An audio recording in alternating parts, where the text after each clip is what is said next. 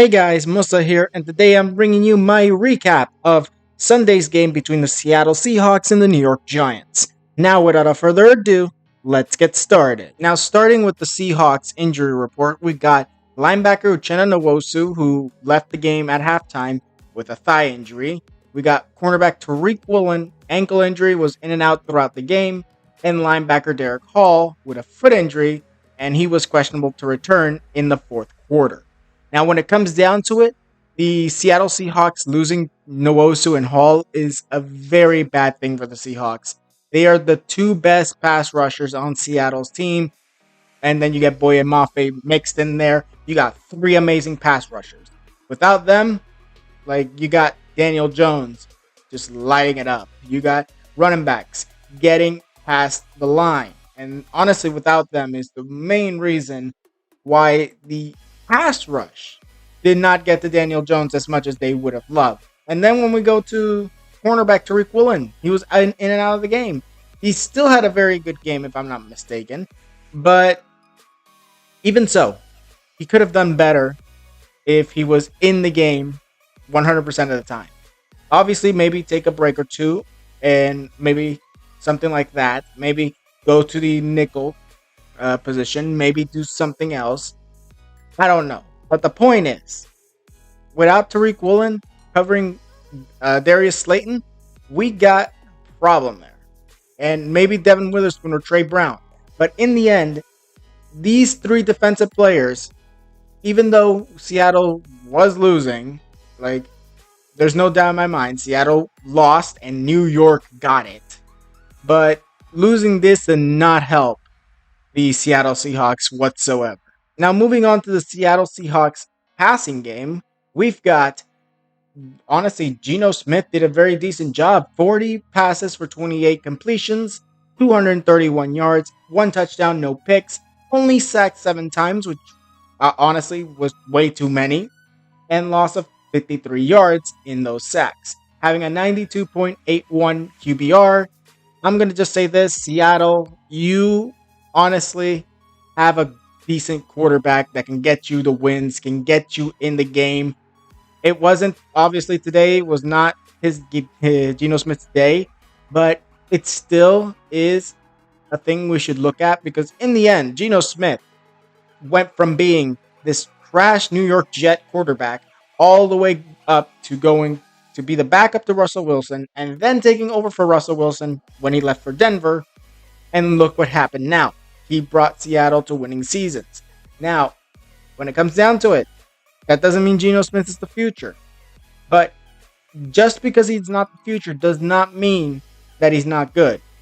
In the end, this is a most likely bridge quarterback for a future franchise quarterback Seattle will draft in the future.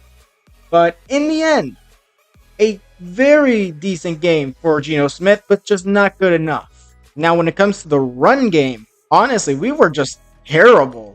Our best rusher was Geno Smith. 4 carries for 72 yards, and his longest was 32 yards. Then we get the running backs. We got Kenneth Walker. 5 carries, 19 yards, 7 being his longest. That's pretty bad. And then we get Zach Charbonnet, who only got 2 carries for 11 yards. 9 was his longest. In the end, we had a total of 11 carries, 102 yards, and a long of 32 yards, with no touchdowns scored. This is horrific by the Seattle Seahawks. Yes, we got over 100 yards overall. But how in the world do you have running back in Kenneth Walker and Zach Charbonnet not getting over 20 yards? That is upsetting. And to be honest, it's not on them.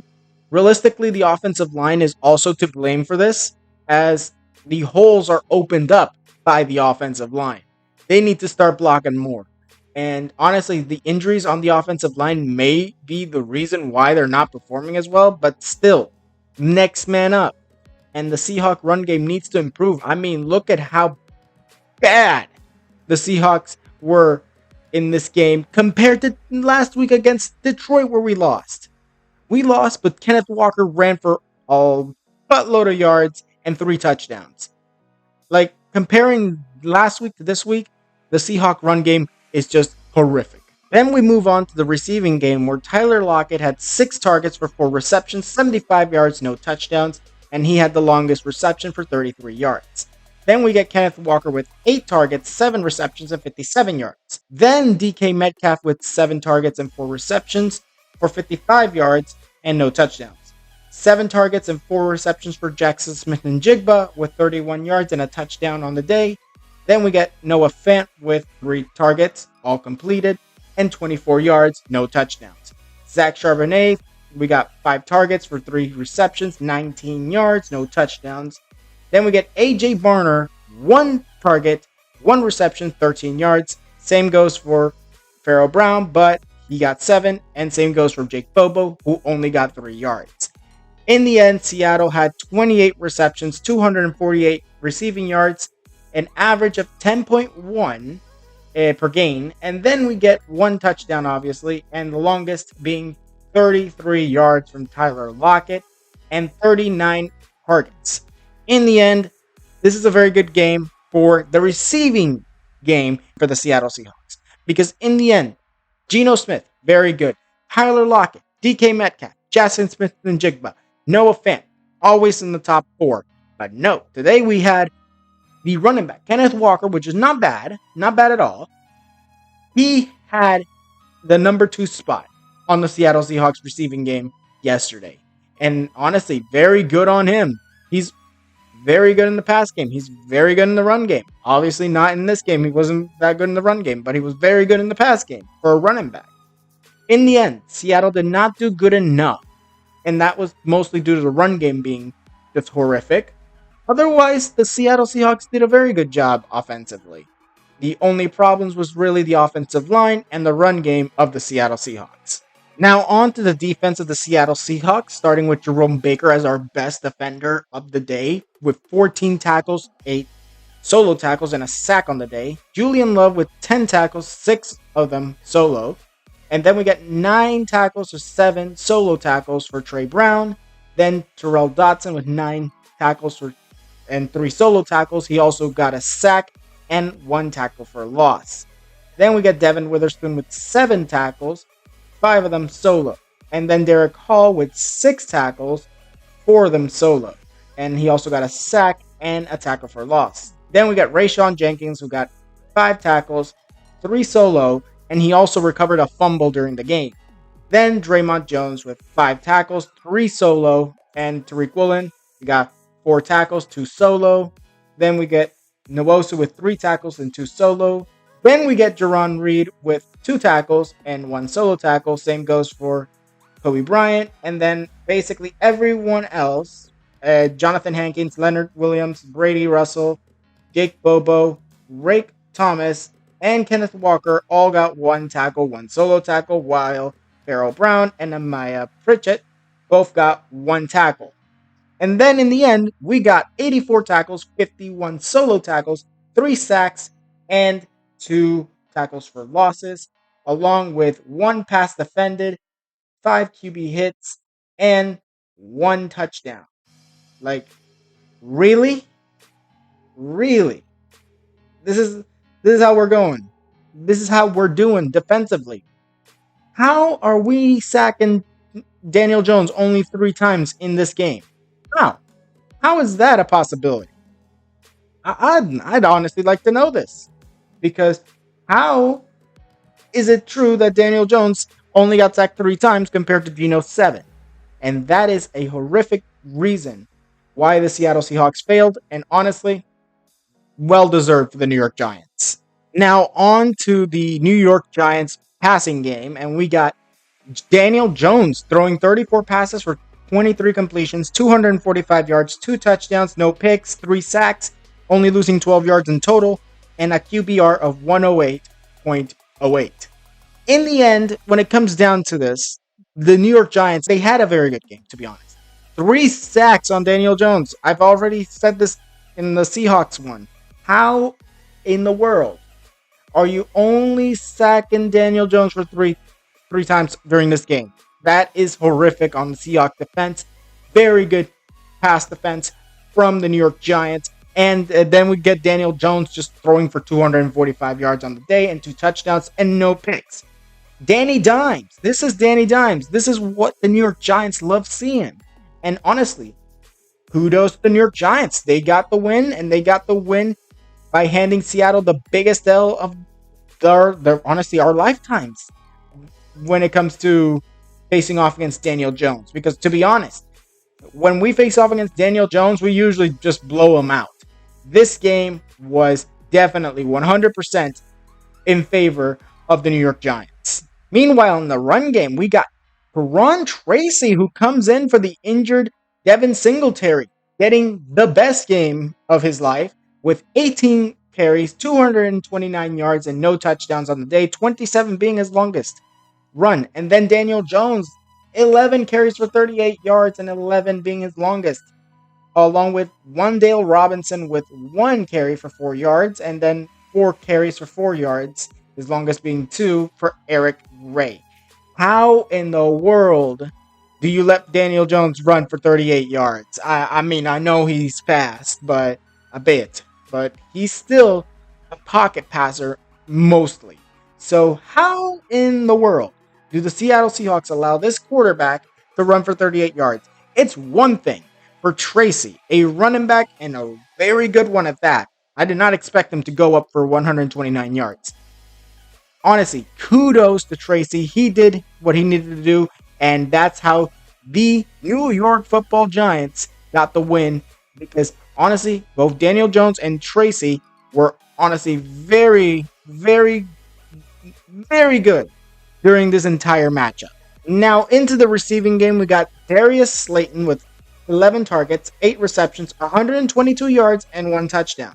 Then we get Eric Gray, who got 4 targets, 3 receptions, and 50 yards, no touchdowns. Theo Johnson getting 5 targets for 5 receptions, 48 yards, no touchdowns.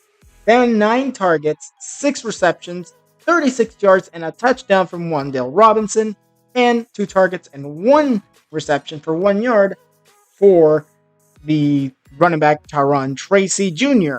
And to be honest, 23 receptions out of 31 targets, 257 yards, and 2 touchdowns, longest being 41 yards from Darius Slayton. Honestly, I'm going to say this. The Giants had the Seahawks beat. Honestly, the defense of the Seattle Seahawks, which has been honestly hampered with injury, but even if they're hampered with injury, you got to have the next man up. And honestly, defensive coach in Mike McDonald, how in the world do you allow this team to run over you for 175 rushing yards and 257 passing yards? How?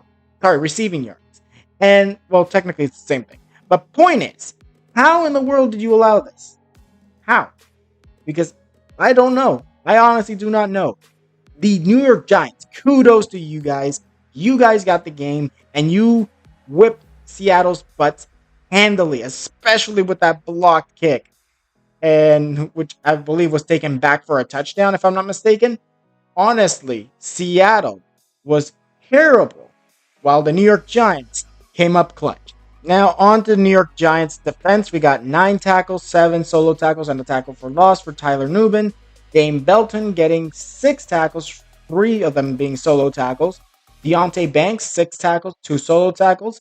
Bobby O'Rourke, I don't know if that's how you say it, but he got 5 tackles and 3 solo tackles.